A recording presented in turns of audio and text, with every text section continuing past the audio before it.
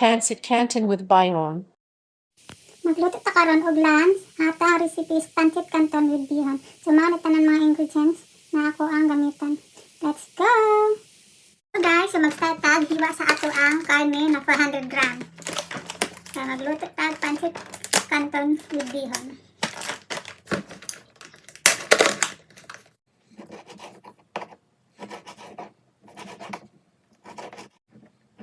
Cute kaya ako ang knife na gagamit guys.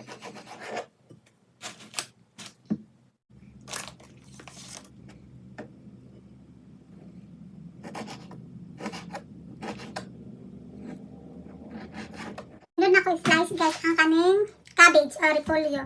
So naay duha klase na repolyo diri sa ilaha guys. Mas nindot tong bahay skali comparing anin kay kana medyo humok man gud tong bahay skali. Ang problema by season lang sa ilaha diri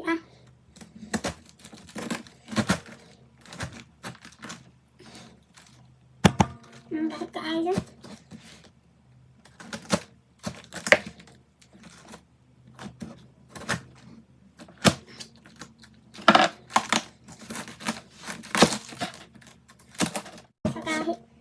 Pero itong last time ako na napalit.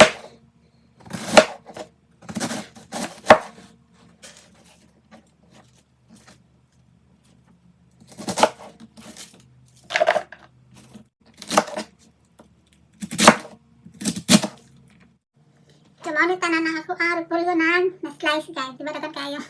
Pero tanan na ako. Ang isunod og slice cut. Itong isunod og panit kay atang do ka carrots guys.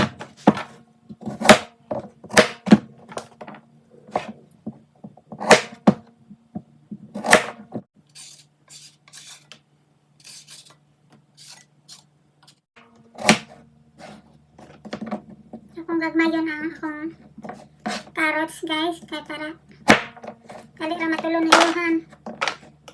Kung unsa akong lutoon, mao man pud iyang kanon. So bali isa ra jud kapatay akong ginaluto. So, para naman sa mo ang tulong. Kaya kung mga sakop mukaon man sila.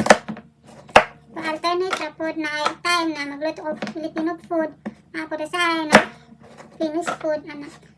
Wala man ay problema akong mga sakop. Ang lutoon ako mukaon man sila.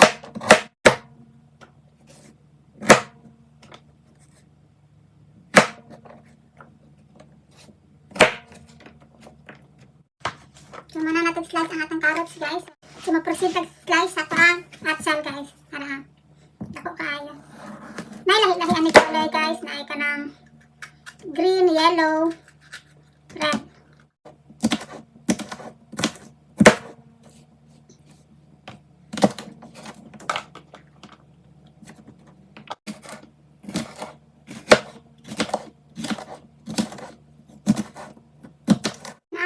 Atsal guys. Sino natin slice kaya ang ato ang bombay or onion or sipol.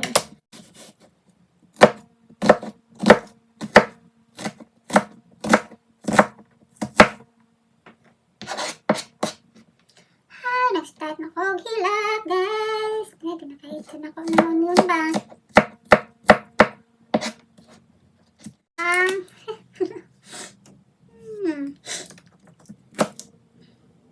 Sunod natin ang ato ang ahos.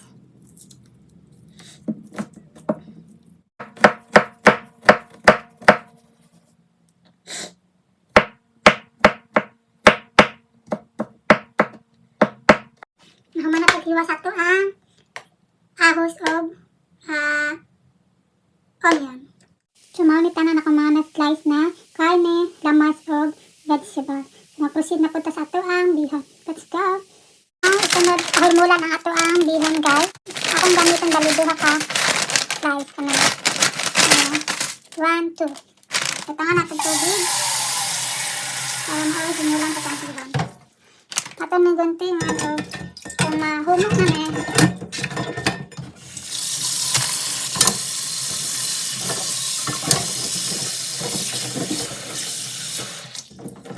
So ato sang pahumulan ang atong bihon guys. Na ang atong canton guys. Pwede na ihurot nimo ng isa or half lang bakit daghan na kaayo. Kaya mapainit sa kong tubig.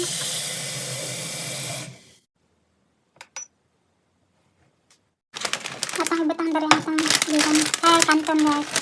Kailangan natin butang ang tubig, ay minit tubig ang atang kanton guys kay para dili baho. Manabukal na atang minit tubig guys, ato nang ibutang sa ato ang kanton.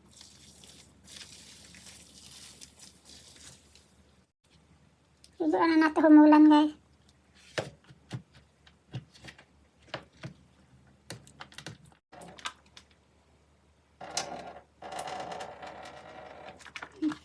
Ano na? Saka na ito ang bihon guys. Humulan lang nato mga 5 minutes. Ato ang i-cut by 4 ang ato ang bihon. Humok naman sa.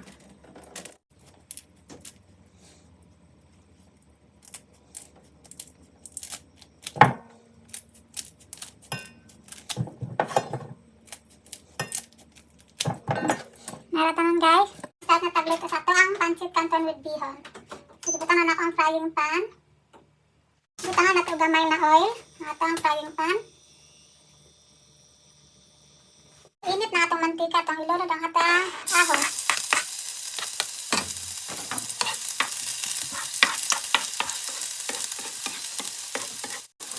Sunod ang atang bombay. Sipol. Ang pa-brown na itong lamat. Sunod ang ato ang karne na 400 gram.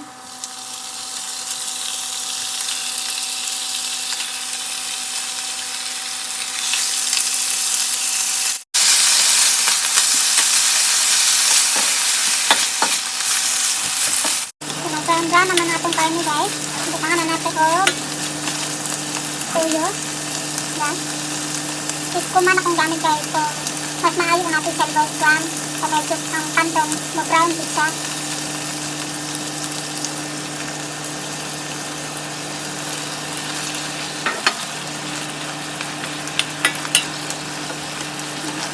Mga 6 spoon lang good na tuyo kan. Kung kahit hindi na kulang pa medyo karat pa dungagan na niya. Tapos isunod na ko ang black pepper.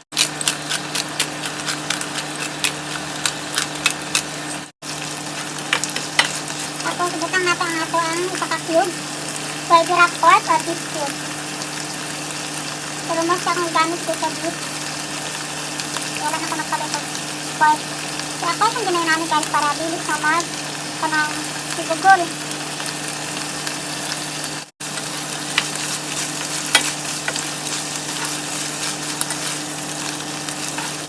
Kami guys, itry na ko butang grill powder nito guys. Pero optional lang. Kaya last time, nagluto ko, wala ko nagamit namin. So, try na kung butang gamay lang guys.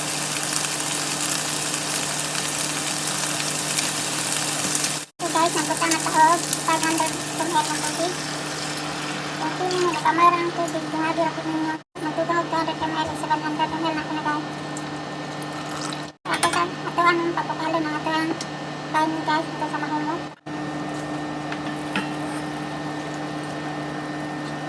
Kilawan didungagan ako ni sa tuyo o hot water guys kay medyo gaman hubas magud ang tubig.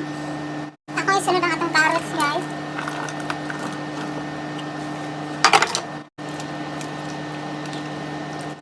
Isunod na atong cabbage guys.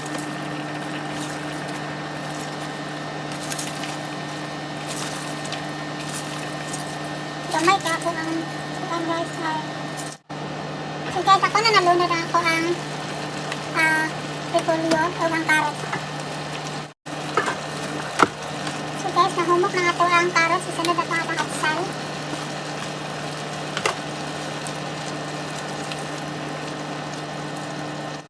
Sunod na ito ibutang ito ang bihon.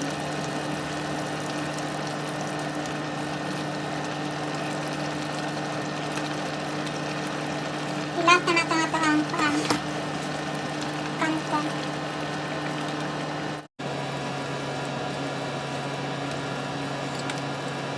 Nipos guys. Sunod ako ibutang ito ang kanton.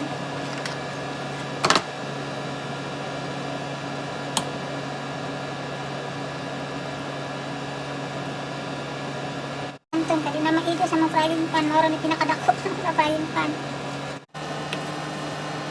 So ato ang takluban kadali guys.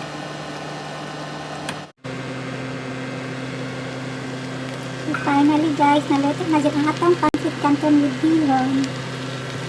Thank you for watching.